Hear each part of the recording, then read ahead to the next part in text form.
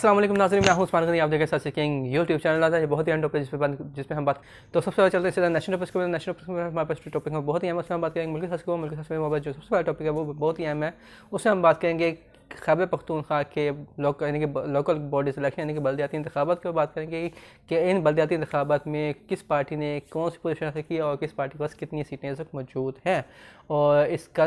सारा overall scenario देखेंगे कि इसमें क्या किस पार्टी की क्या कमियां कोताहियाँ थी, उसमें क्या गलतियाँ की और आइंदा जो है वो क्या इससे सबक सीखने की ज़रूरत है। क्योंकि ये अभी पहला महला था बल्दियाती इंतखाबात के सबक में, तो अभी दूसरे महले पर देखते हैं कि इसकी क्या पोजीशन होती है। और दूसरा ये भी देखेंगे कि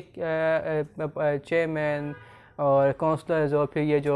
क्या कहते हैं मेयर्स के ऊपर जो है किस पार्टी ने कितनी जो है वो सीटें जो है वो हासिल की हैं। तो इसका हम अहाता करेंगे, ओवरव्यू देखेंगे और फिर ये भी देखेंगे कि अब इसका फ्यूचर में आम इंतखाबात में यानी कि जनरल इलेक्शंस में जो है इसका क्या इम्पैक्ट हो सकता है, तो उसको भी हम नज़र दौड़ाएंगे। और साथ साथ हम दूसरे टॉपिक हैं उस पर भी हम बात करेंगे। तो दूसरा टॉपिक जो वो भी जिसमें हम बात करेंगे वो है कि शौकत तरीन साहब जो है वो फाइनली जो है वो इस वक्त सेनेटर जो है मुंतखब हो चुके हुए हैं और उन्होंने कितने वोट हासिल किए हैं तो इसको भी हम नजर आएंगे। और उसके उनके मुकाबले जो उम्मीदवार थे उन्होंने कितने वोट हासिल किए हैं तो उस पर भी हम देखेंगे। और साथ साथ जो तीसरा बहुत ही अहम टॉपिक हम बात करेंगे, हम OIC का बड़ा ही भरपूर इजलास हुआ पाकिस्तान ने शानदार तरीके से मेज़बानी की OIC के इजलास की, और इसमें बड़ा ही स्ट्रॉन्ग मैसेज जो है पूरी दुनिया को दिया गया अफगानिस्तान के हवाले से। और उसमें हम बातचीत करेंगे और ये भी देखेंगे कि इस इजलास का पूरी दुनिया में क्या इम्पैक्ट किया है और क्या मैसेज किया है, और अब दुनिया जो है वो इस वाले अफगानिस्तान के वाले से क्या जो है वो रिएक्ट जो है वो करेगी और किस किस्म की इमदाद का ऐलान जो है अफगानिस्तान के लिए आने वाले दिनों में किया जाता है। तो ये भी हम इसमें टॉपिक्स में देखेंगे। और जो चौथा बहुत ही अहम टॉपिक है उसमें बात करेंगे हम प्राइम मिनिस्टर इमरान खान साहब जो हैं वो क्या एक्शन लेते हैं ये बल्दियाती इंतखाबात के वाले से, और वो क्या इसमें अब अपना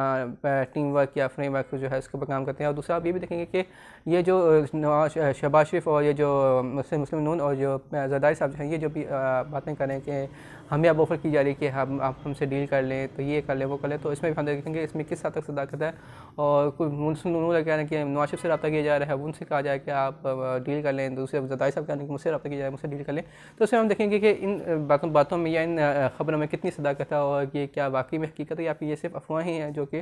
पीपल्स पार्टी नून की तरफ से फैलाई जा रही हैं, और क्या इनका वाकई में हकीकत में कोई ताल्लुक है। तो इसमें भी हम नजर आएंगे। और इसके साथ जो इंटरनेशनल टॉपिक्स हैं वो भी बहुत ही अहम उसमें बात करेंगे। बहुत ही अहम टॉपिक्स उसमें बात करेंगे हम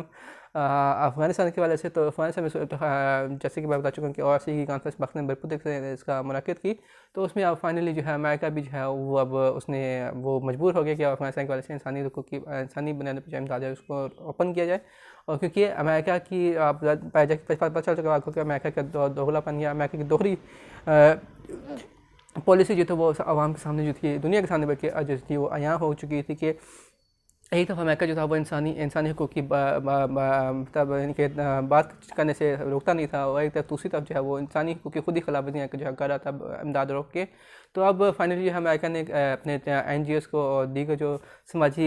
हकूक़ के लिए काम करने तंजीमें हैं उनको इजाज़त दी है कि वो अफगानिस्तान में जो है इमदाद जो है वो फराहम कर सकती हैं। और साथ साथ 3 जनरल लाइसेंस भी उन्होंने इशू किए हैं, तो इस वाले से देखेंगे कि अब इनका क्या इम्पैक्ट होता है। और साथ साथ जो दूसरा अहम टॉपिक है उसमें हम बात करेंगे जो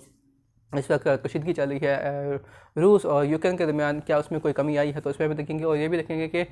रूस ने अब फाइनल जो है उनको वार्निंग दे दी है कि हम काउंटर मेजर करेंगे अगर वेस्ट ने जो है वो अपना रवैया जो है वो तब्दील ना किया। तो जो तीसरा अहम टॉपिक है उसमें हम बात करेंगे हम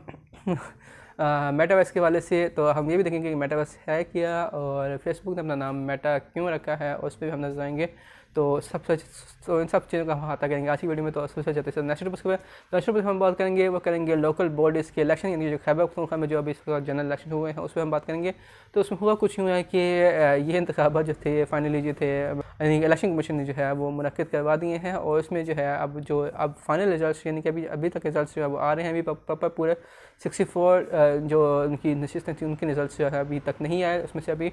56 यानी कि अभी रिसेंट जो है 56 रिजल्ट जो है वो अभी तक मसूल हो चुके हैं, अभी तक आ चुके हैं। और अभी तक गैर सरकारी गैर हतमी नताज के मुताबिक जो है वो उस वक्त JUI फेयर यानी कि जमीयत इस्लाम फजल रहमान ग्रुप जो है वो उस वक्त पहले नंबर पे है 20 नशिस्तों के साथ, और दूसरे नंबर पे जो है वो पाकिस्तान तहरीक इंसाफ है 12 नशिस्तों के साथ, और जो तीसरी पोजीशन पे जो बराजमान है वो है आज़ाद उम्मीदवार, यानी कि आज़ाद उम्मीदवार जो है वो 10 नशिस्तों के साथ जो है वो तीसरे नंबर पे हैं, और चौथे नंबर पे जो है वो अवामी नेशनल पार्टी, यानी कि जो असफंद अली साहब की जो पार्टी है उनकी पार्टी जो है वो चौथे नंबर पे है 7 नशिस्तों के साथ, जबकि इसी तरह मुस्लिम नून जो है वो 3 नशिस्तों के साथ 5वें नंबर पे है। इसके साथ जो पाकिस्तान पीपल्स पार्टी और तहरीक इस्लाहात जो है वो एक नशिस्त के साथ जो है वो बिला तरतीब 6ठे और 7वें नंबर पे मौजूद है। तो आप देखते हैं कि इन इलेक्शन में, यानी कि बलदियाती इलेक्शन में PTI को शिकस्त का सामना क्यों करना पड़ा है और इनकी क्या वजूहात हैं और इसमें क्या अवामिल कारफरमात है इन शिकस्त की होने में। और अभी भी देखेंगे कि इसमें बेसिकली किन किन किन बेसिक फैक्टर्स ने जो है वो उसमें किरदार अदा किया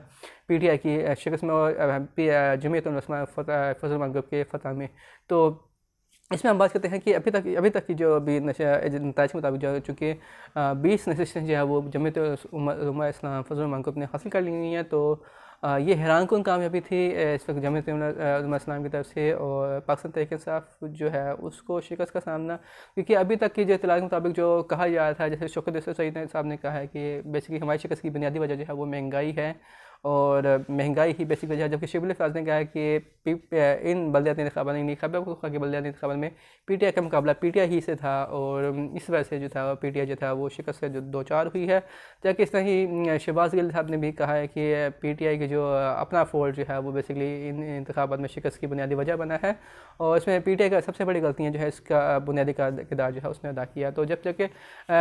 दूसरे जो लोग हैं वो ये कह रहे हैं कि इसमें बेसिकली टिकटों की मुनसिफाना शायद तकसीम नहीं हो सकी, जिसकी वजह से ये जो था कहते हैं कि जिससे PTI जो है उसको शदीद जो है यानी कि शिकस्त का जो है वो सामना करना पड़ा है इन बलदियाती इंतखाबात में। और जबकि दूसरे जो अपोजिशन की पार्टीज़ है वो कह रही है कि हमारी फतह है, ये है, वो है, सूरज सलू हो गया, ये हो गया, वो हो गया। लेकिन अब अगर हकीकत देखिए तो इसमें हकीकत में सिर्फ ये है कि आवाम जो थे वो डिलीवरेंस चाहते हैं, वो चाहते हैं कि हमें डिलीवर करके कोई दिखाए। और हालांकि आवाम को पता होना चाहिए कि अभी 3 साल में आपको जो है वो, जैसे मैं पिछले में बता चुका हूँ आपको, कि 3 साल में जो है वो 72 सालों के या 40 सालों को जो है मैस जो है वो आप साफ़ नहीं कर सकते, लेकिन आप कोशिश शुरू कर सकते हैं, उसके लिए मजलिस शुरू उठा सकते हैं, उसके लिए आप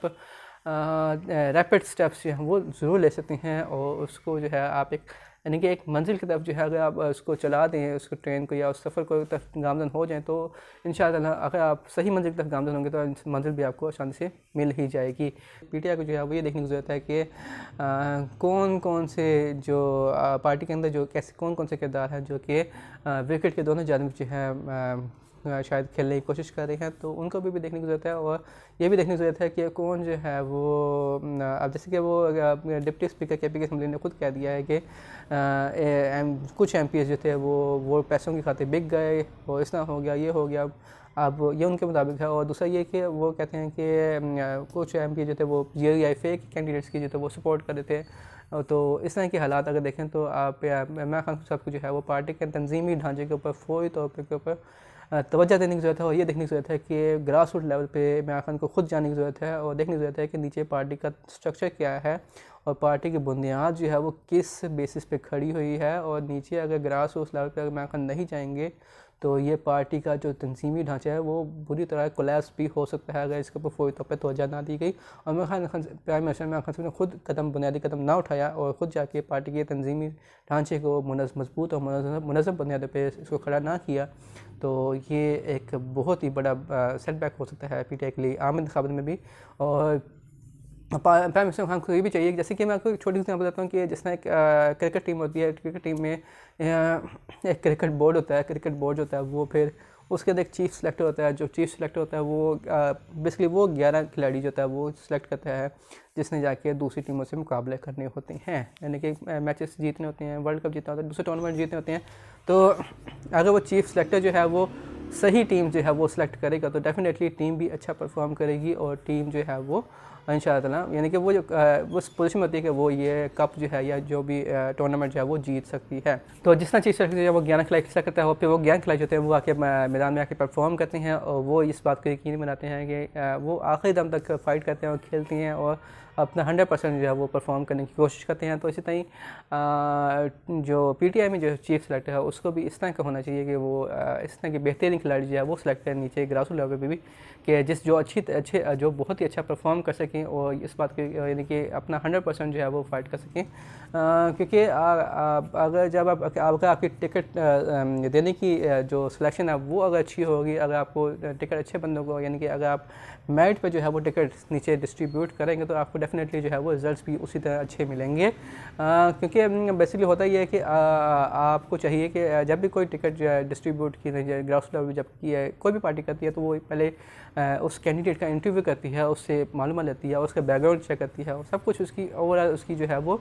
एक एग्जामिन किया जाता है उस कैंडिडेट को, और उसको देखा जाता है कि उसका वाकई में ही इज़ एलिजिबल और he is capable to win his seat. क्योंकि कई दफ़ा होता है ऐसा भी होता है कि कुछ जो होते हैं जो तगड़े यानी कि जो ज़्यादा यानी कि अमीर कह लें या मालो दौलत वाले जो लोग होते हैं वो बेसिकली सामने आ जाते हैं। और कुछ होता ही है कि वो उनकी पॉपुलैरिटी नहीं होती है, लेकिन चूँकि उनके पास यानी कि स्ट्रेंथ होती है, उनके पास फंड्स होते हैं, तो इस वजह से वो जो है वो टिकट कई दफ़ा वो भी हासिल करने में कामयाब हो जाते हैं, जिसकी वजह से जो है वो चूँकि आवाम में उनका कनेक्शन नहीं होता, जिसकी वजह से उनका वोट जो होता है उस तरह से वो गेन जो है वो नहीं कर पाते। क्योंकि आप अच्छे ईमानदार और जो जिनके ऊपर कोई दाग नहीं है उनको अगर आप टिकट दें और उनकी आवाम में पॉपुलैरिटी भी तो वो कैंडिडेट्स वो जो है उनके जीतने के चांसेस जो है वो ज़्यादा हो सकते हैं। और इस तरह ही होना चाहिए, और साथ साथ ये होना चाहिए कि बेसिकली आप कैरेक्टर के ऊपर फोकस करें, ना कि आप एसेस के ऊपर फोकस करें या आप किसी और चीज़ के ऊपर फोकस करें। क्योंकि जब तक आप टीम सिलेक्शन अच्छी नहीं करेंगे, टीम सिलेक्शन सही नहीं करेंगे, आप कैंडिडेट सही सेलेक्ट नहीं करेंगे, तब तक आपको इस तरह की शिकस्त का सामना करना पड़ता है। कि आप इसकी एग्जांपल देख लें गिलगित बाल्टिस्तान के इलेक्शंस में, जैसे कि आपको नज़र आया वहाँ पे कि टिकट की मुनसिफाना तकसीम नहीं हो सकी, जिसकी वजह से कई ऐसे आज़ाद उम्मीदवार भी जीते जिनको पीटीआई ने टिकट नहीं दिया था, और वो गिलगित बाल्टिस्तान में भी भरपूर कामयाबी के साथ वो वहाँ पे जीत गए थे। जिसके बाद पीटीआई को एहसास हुआ कि हमें इनको टिकट देना चाहिए था, ना कि हमने जिनको टिकट दिया वो सही सिलेक्शन नहीं थी। तो इसी तरह आपने आज़ाद कश्मीर के इलेक्शन में भी आपने इसको सेम रिजल्ट देखा, जब पीटीआई के निश्चितों पे भी कैंडिडेट जीते, लेकिन आज़ाद उम्मीदवार भी जो थे वो जीते जिनको पीटीआई ने टिकट नहीं दिया था। तो पीटीआई को देखना चाहिए कि उनकी टिकट सिलेक्शन या टिकट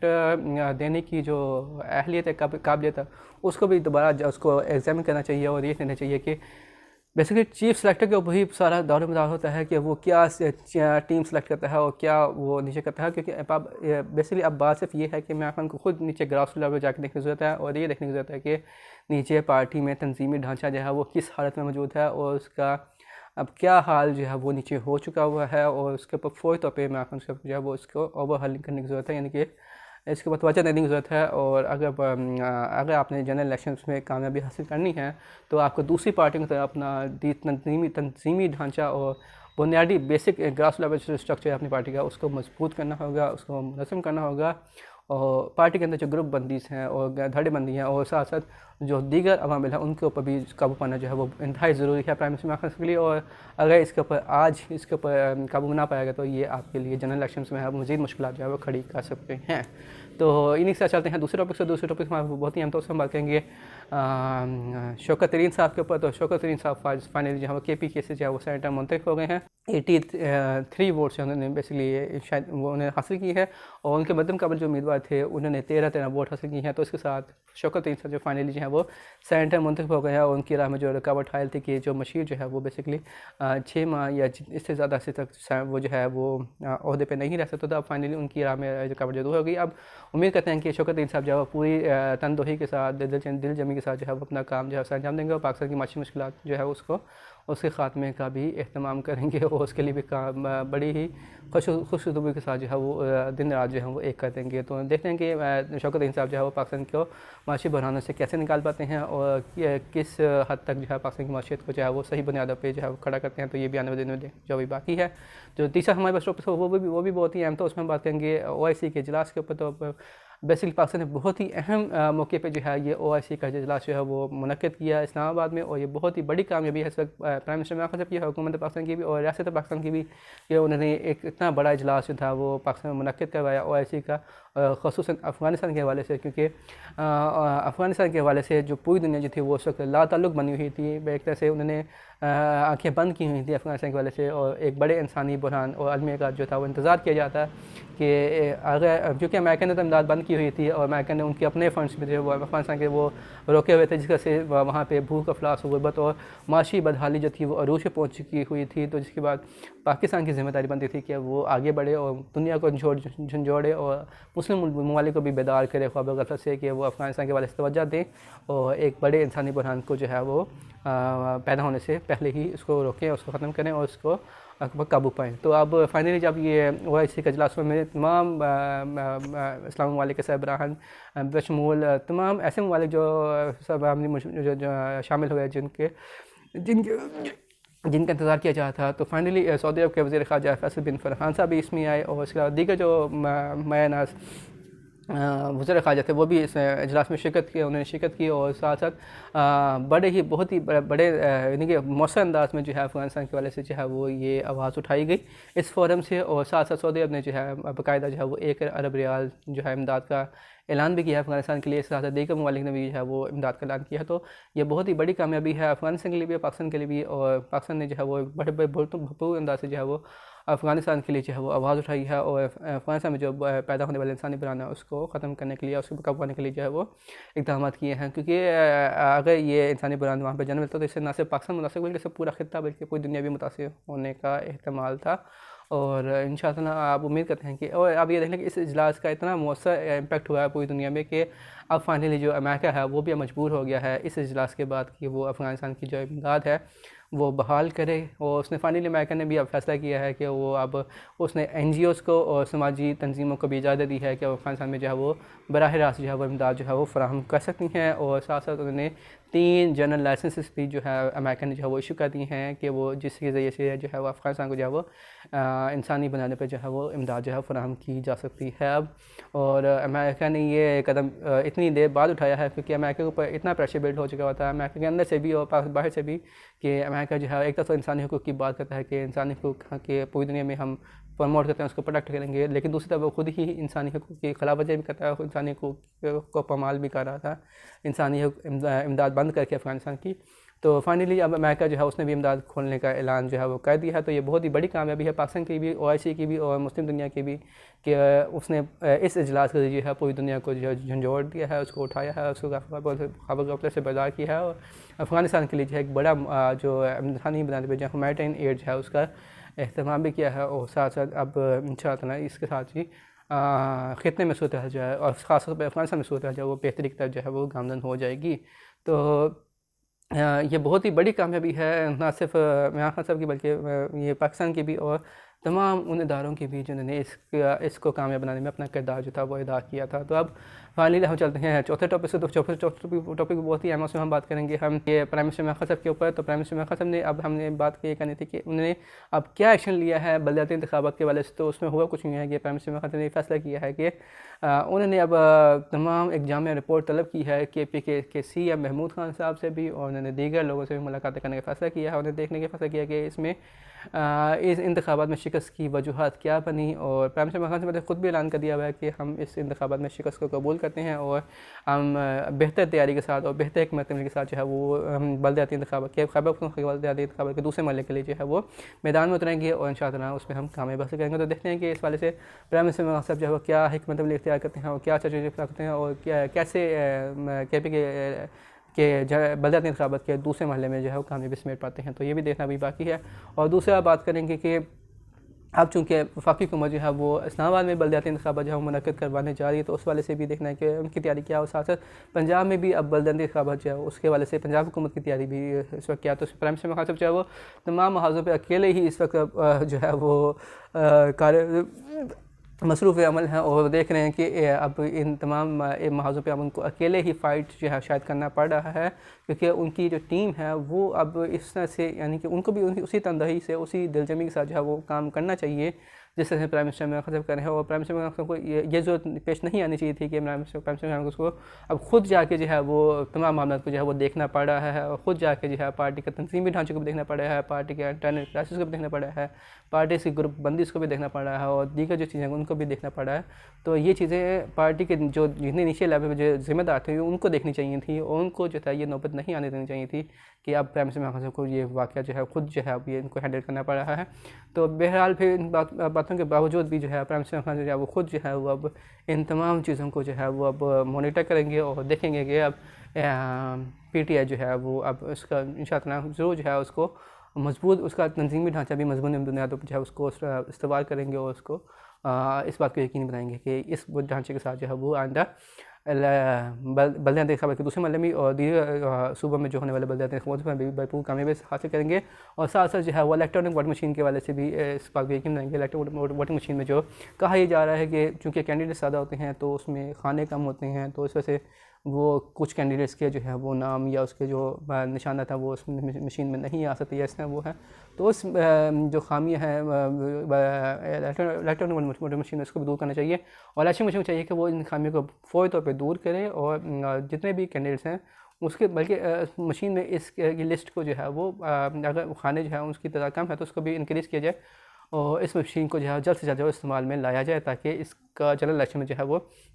जनरल इलेक्शंस में जो है वो इसका इस्तेमाल जो है वो यकीनी बनाया जा सके। तो अब देखते हैं कि मामले आगे किस रुख जाते हैं और इनका आगे क्या फ़ाइनल रिजल्ट होता है, और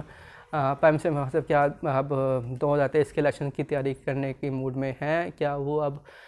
फाइनल चूँकि अब 2 साल रह गया तो उसमें आप देखते हैं कि क्या वो महंगाई के ऊपर काबू पा पाते हैं, और क्या वो दीगर जो चैलेंजेस उनको पेश है उसके ऊपर जो है वो किस हद तक जो है वो उसके ऊपर काबू पाते हैं, और आवाम में अपना जो मकबूलियत है उसमें जो है वो बल्कि PTI की मकबूलियत है उसमें किस हद तक इजाफा कर पाते थे भी आपको दिन में देखने जो है वो बाकी है। तो अब चलते हैं इंटरनेशनल टॉपिक्स में बहुत ही अहम टॉपिक्स में बात करेंगे हम अफगानिस्तान के वाले से। तो फाइनली अमेरिका ने जो है वो ऐलान कर दिया है कि वो इंसानी बुनियादी पर जो है अफगानिस्तान को जो है इमदाद फराहम करेगा, और उसने NGOs को और समाजी तंजीम को ये इस बात की इजाज़त दे दी है कि वो अफगानिस्तान में जो है वो इंसानी बुनियादी पर जो है इमदाद जो है फराहम कर सकते हैं। लेकिन अमेरिका ने एक बात और कही है, उसने कहा है कि तालिबान के ऊपर जो है वो पाबंदियाँ उसी तरह बरकरार रहेंगी, लेकिन इंसानी बुनियादी पर इमदाद जो है अमेरिका जो है फराहम करेगा अफगानिस्तान की आवाम को। और साथ साथ